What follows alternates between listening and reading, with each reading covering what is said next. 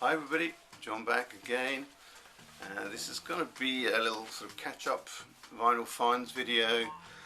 I don't know about everybody else, but I have a routine of keeping records in an inbox sort of thing, with the idea of I'm going to sort of listen to them a little bit, if not thoroughly, before I sort of file them away into my collection. Sometimes it's really sort of to help me decide if I'm going to keep a particular record or not, or sometimes as well it's just seems a shame not to kind of spend more quality time with a record when it's sort of new to me. So I've got a bunch here of quite heavy hitters, I suppose, so I want to sort of show these on my channel and give you an idea of what I've been listening to, and also I can eventually sort of get around to putting them away, I suppose. But like I said, some of these records are by some quite serious heavyweights. This is Bob Dylan's album, Self-Portrait. It's not a record I had before. Don't have an awful lot of Bob Dylan on record. I've got pretty much most of everything he's done on cassette. What with records being very sought after these days, these tend to go for a lot of money. I was fortunate with this. I picked it up for I think £2 or £3 in a place called Whitechurch in Cardiff, a suburb of Cardiff, and well, great to have it. It's a bit of a controversial album, I think, because he sings with an alternative sort of singing voice, not his usual sort of drone that people are more familiar with. The album he did before this, National Skyline, it was more of a sort of country focused record, so he sort of developed this style of singing for that, and he also included that on this double album actually, and I think a lot of people don't like it. It got a lot of bad reviews, but well, I understand it has more of a cult statusship these days, this record. Anyway, I'm glad to have it, and glad that it didn't really cost me very much. Another big heavyweight, this is John Lennon collection. This is from '82. It's a compilation, first posthumous release, I understand. Something that many people may not know is that this photograph of him here and on the back were taken from a photography session on the very same day that he was killed. So this was sort of in the daytime. Later in the evening he was shot dead by Mark Chapman. It's a fairly good compilation. It's got most of his hits on it. Can't say I'm the biggest John Lennon fan, not that I dislike him, but I prefer some of the other people in the Beatles much more than him. Still good compilation to have. And this one, I only paid £1 for this, believe it or not, £1 in Barry. Another big hitter, this is Roger Daltrey's first album. I think this is 1970 it came out. He was apparently the first member of The Who to make a solo album, and what can I tell you about it? It's not bad. What's interesting was that much of the material was written with Leo Sayer, or Leo Sayer wrote much of the material that Roger Daltrey used. At the time, Leo Sayer wasn't a household name like he is now. He was sort of obviously a young songwriter, but there's a couple of tracks on here that I would, when I listened to it first time, I felt, I know that song, It turns out, yeah, they actually sung some of the songs that Leo Sayer is famous for singing. Yeah, interesting. Yeah, it's an unusual record for me, I suppose. I thought it was going to be a lot more sort of, I don't know, blue rocky type thing, but it's actually more quite a commercial sound, I suppose, for the time. Right, here we got here. This is a record that came to me from the man that had the 7-inch Northern Soul singles. So this is Brian Ferry, The Ultimate Collection with Roxy Music. Apparently there was another album released before this that was more sort of focused on Roxy Music, whereas this, I feel, is more focused on Brian Ferry. I wonder if they didn't just include with Roxy Music just to sort of lessen the chance that people might not know who he was. I don't know. I mean, he's a sort of fairly well-known person, even when this came out. But I don't know. Maybe people would have been less likely to have bought it if it didn't include Roxy Music name on the front cover. I don't know.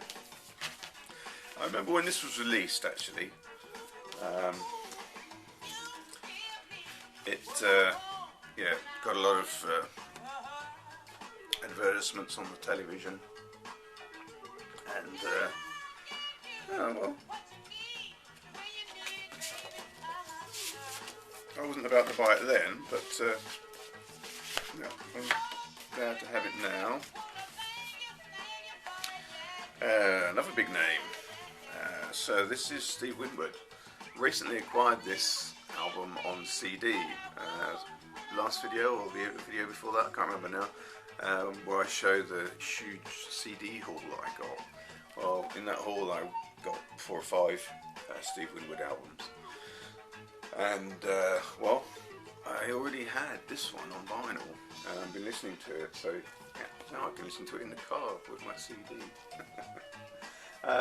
This is quite commercial sounding, very, when did it come out? I don't remember when it came out, but I don't know, it's got very sort of 80s, 90s, sort of very digital sounding production.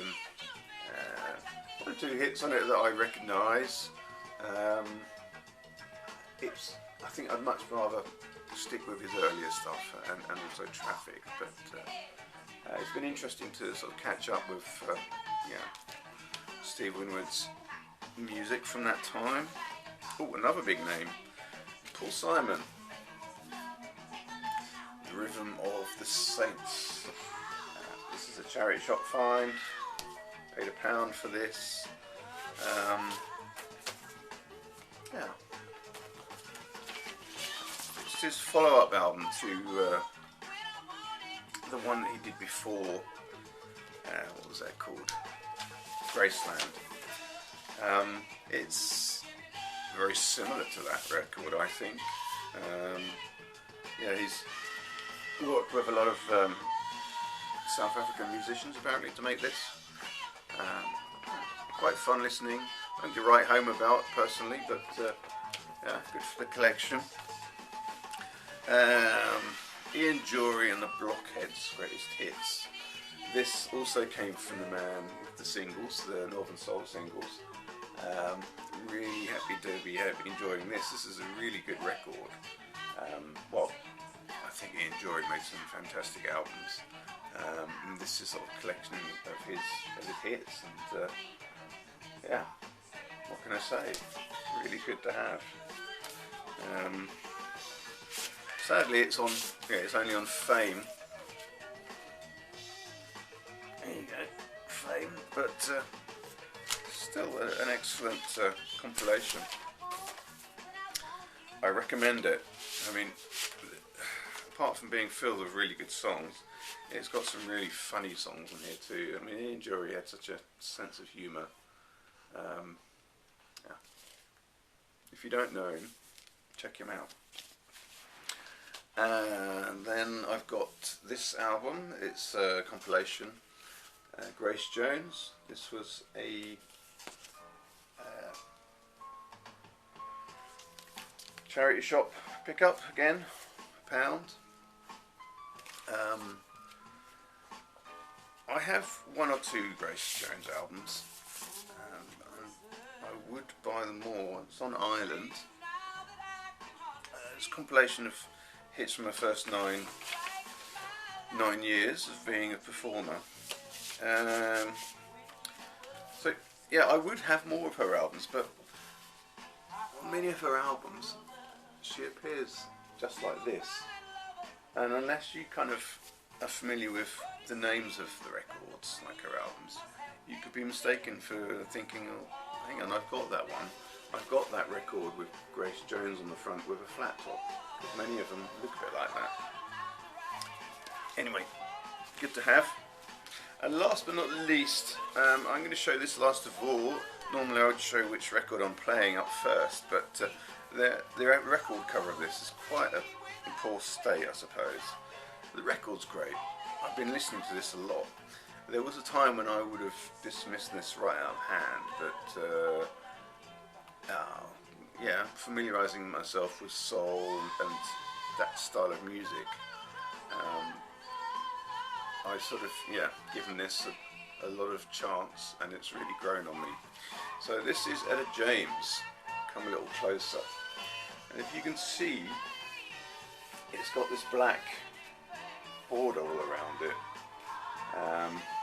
which is some sort of masking tape, I think. A couple of months ago I showed a record by, what's her name?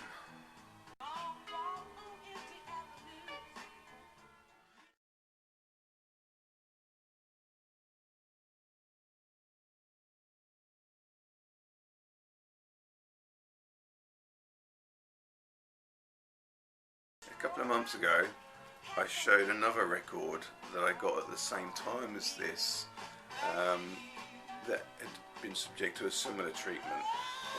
It didn't have this tape around it, it had sellotape around it, and I was able to take that sellotape off and salvage, you know, the album cover fairly well.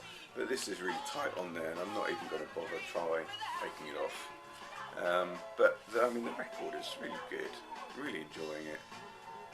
It's, yeah, like I said before, I would have dismissed this out of hand, but I've really enjoyed playing this quite regularly over the past 4 or 5 months. I understand that she was making this when she was in a pretty bad way. Apparently she was on probation or something, and trying to get clean in a sort of a drug, what they call it, rehabilitation centre, and I think the people that were going to make this record weren't really expecting an awful lot from her performances, but no, she really does make you feel that she's put every effort into singing these songs.